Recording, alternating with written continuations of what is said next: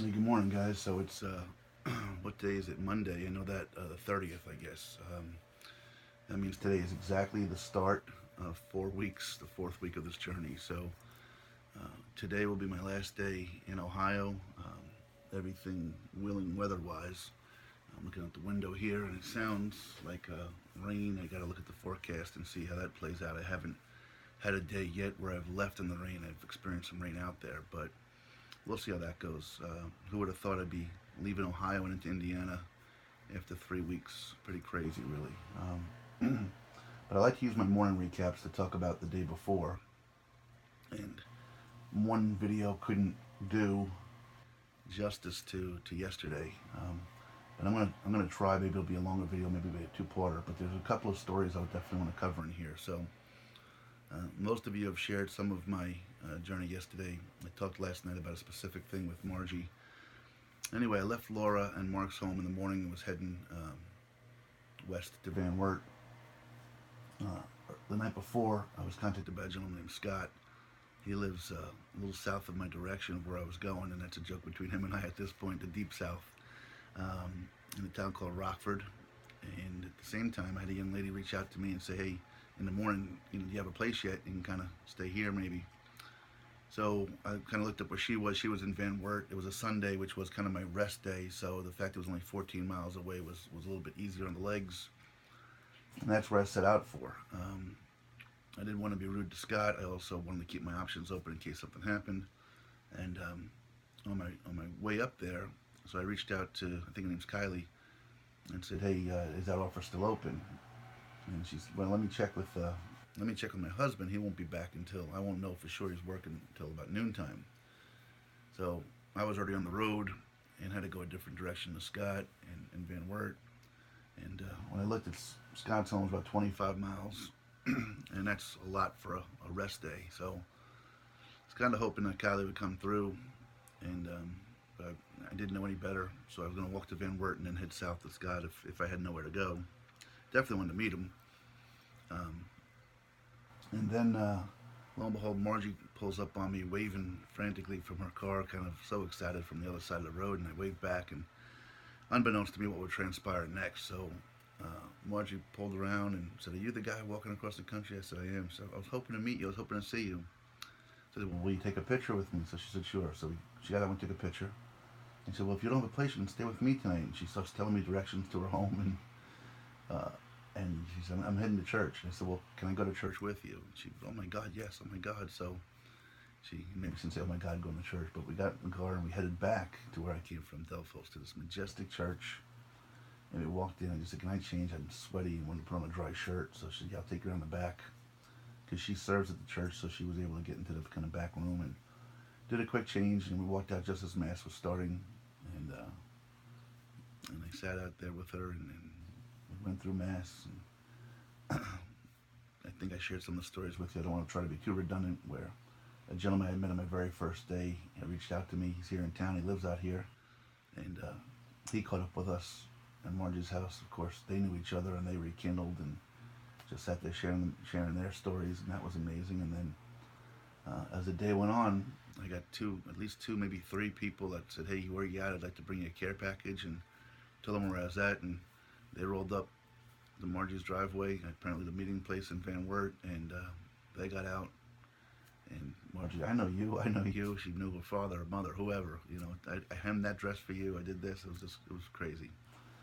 So I kind of spent this whole day in this little whirlwind with folks. And anyway, once I knew I was staying with Margie, I reached out to Kylie and said, "Hey, look, I appreciate it. I want to be unappreciative, but I kind of scored a place tonight, and you don't have to worry about the stress of asking your husband. But we're going to be in the same town. Maybe we can meet anyway. It'd be a good story for the book." She said, "That'd be great. There's an ice cream social up at this church." So I said, "Great." I kind of said the same thing to Scott, and Scott's response was, "Look, that's unfortunate. I was hoping you'd meet the kids. I got four kids, and wanted them to meet you. But I understand entirely. God bless and good luck and the whole thing." And anytime there's kids involved in any capacity, young or old, it's what this journey's about for me. It's about my kids. So, and I think that's who you want to reach to make a difference and to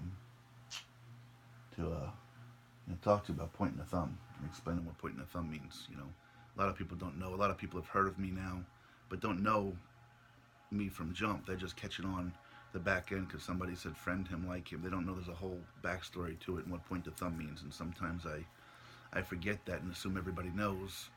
So maybe I'll take advantage of that right now.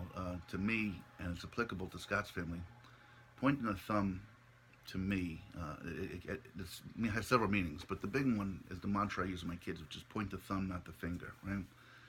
In society, we're so busy blaming everybody else for something. And he did that, she did that, the president, this past president, that job, that boss. It's always somebody else that caused whatever our actions were. Well, like, stop the bullshit, point the thumb at yourself first and say, you know, my kids come and say, she hit me. Well, okay, but why did she hit you? What did you do? What did you say? What could you have done differently that might have prompted that? And if even at a young age they start pointing the thumb and say, okay, well, maybe I shouldn't have done that. It de-escalates so much. So, to those that are new to this journey, what pointing the thumb means is point the thumb at yourself. Own what you did or what you could have done differently. Uh, there still may be blame the place or it may be valid, but point the thumb first, okay? But it has another meaning we'll talk about a little bit later in this video. So, anyway, because Scott mentioned his kids, I said, look, Margie seems to be a great lady. She just seems to know everybody. I don't think it'd be putting her out if I asked her. Let me ask her. Maybe we can head on down to visit you guys for a little while. So Scott said, that'd be great. Why don't you come on down at like 6 o'clock for a cookout? So, Margie, would you have any objection? She said, no, not at all. It'd be a fun time. So we got back to the house and I cleaned up and I kept getting care package after care package, and Margie kept knowing person after person after person. Um, and we just relaxed for a little bit and talked. In fact, I had to run to Walmart to get some bandages and some Primatene for my chest. Margie's got a few cats, and sometimes my allergies kick up, and I didn't want to be struggling to breathe last night. So we headed into Walmart, and then from there she said, look, we still have a little bit of time if you want to go try to make that ice cream social in town. And so sure. And she says, I think my aunt belongs there or somebody, and I know she would know somebody there. So we hadn't even got down the steps of the church to this room, and she's waving to people she already knows. And so we got a piece of pie and a scoop of ice cream on top, and I reached out to the young lady that invited me and said, hey, we're kind of here. And she said, well, I won't be making it, but my in-laws are there. And she told me who they were, so I sought them out and said hello, and thanked them for her invite to get down there. And then this older couple sat down on the table with us and started talking. Had no idea who I was or what I was doing, and Margie told them. And as it turns out, their daughter lives in Lancaster County, right across the river from where I live back home, 25 minutes or so away. And they wanted to take a picture and send it to their daughter, and so we did that, which was kind of neat. And then we headed on down to Scott's place. So we headed on down into the deep south, and we got to Rockland, Ohio, and got out of the car, and driveway was over here. And Scott bought this home and built a shop. He's crazy handy.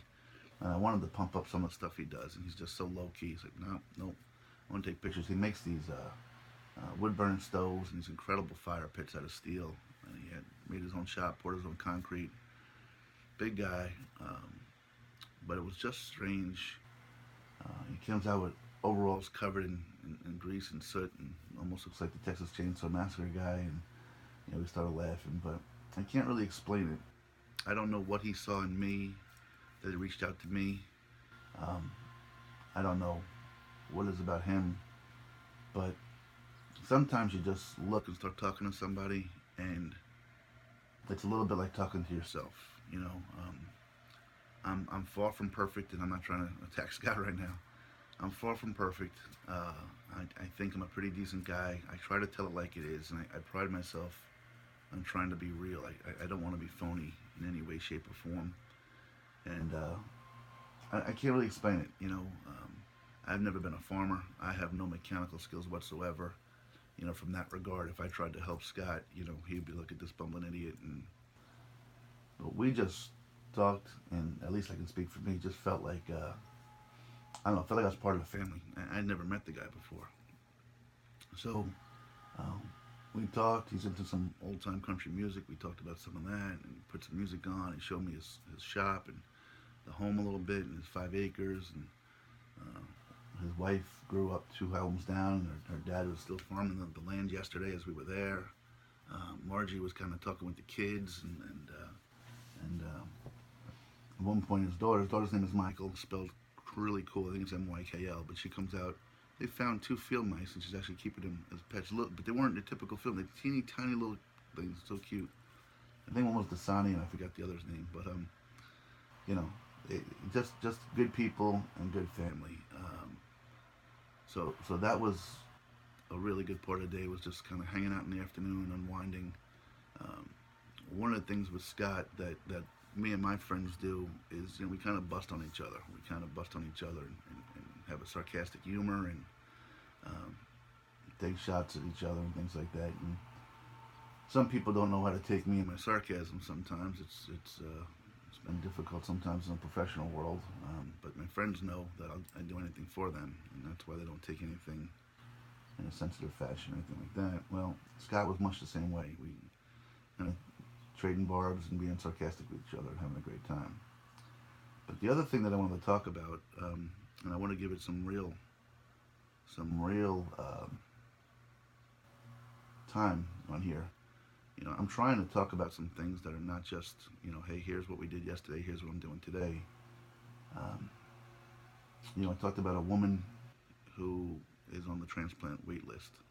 I've tried to talk about things as serious as in my early. If you don't know this, if you go to my YouTube channel, if you go to YouTube and search Point to Thumb Journey, in the month of June, I tried to get people to know me that I hadn't been on the journey yet, and I share some of my thoughts about some pretty serious topics: love, politics, religion, suicide, abortion, things like that. So you can get a kind of flavor for who I am. But one of the things I talked about was the mental state of people, and suicide. There was a comment one time in a recent celebrity suicide where another celebrity said, it was very selfish, and kind of pointed out that, well, it's easy to say that from a rational standpoint of view, but you don't know what's going on in that person's head. That person's in so much pain. They're not thinking rationally. They're not worried and thinking about their family or their still kids or their parents or their neighbors or their friends. They can't. Their mind is not in the same place. If it was, they wouldn't be considering suicide, right? But here we all sit back, passing judgment from our sane little minds or whatever, however close to sanity we are, and point fingers and say, well, that was very selfish of them. They shouldn't have done that. They didn't have to do that. They could have done this, this, or this. Well, again, you don't know what's going on in their mind. I'm not saying suicide is correct or proper in any way, but it's tough to judge something that you don't know. And I have another mantra I share with my kids: you can't have a rational conversation with an irrational mind. And I've come across some of that in this journey a little bit. But the point I want to make is that Scott's oldest son, Riker, I think he's 20 years old or so, and just the day before, he suffered from something, I believe it's called Asperger's syndrome. And I'm trying to educate myself on it because of what I learned yesterday. But I'm not sure if it's a sign of autism but the people that suffer from this, even they don't really quite know how their mind works out, but or works sometimes.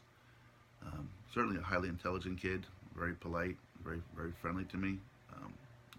Looks like he functions like anybody else, but maybe that's the problem. Maybe because he doesn't outwardly appear to be different, that when he might act a little bit off, people treat him differently. And just the night before, he had sent this post, which was about as real and honest a post as a person can be. And I'm going to try to post it, and I want people to understand and read it. There's some vulgarities in it, but that's fine, because I think the vulgarities are real and true and honest to what he's feeling and suffering. And I think he eloquently expressed what he and others that suffer from this go through, and put it out there for us. I'm running out of time, so I'll ask you to look forward to that post, and I'll try to put another video out there. In the meantime, guys, I'm trying to figure out my plan here for today with the rain. I love you guys. Have a great day. Carolyn and Grace, have a great day, guys, okay? Talk to you soon. Bye-bye.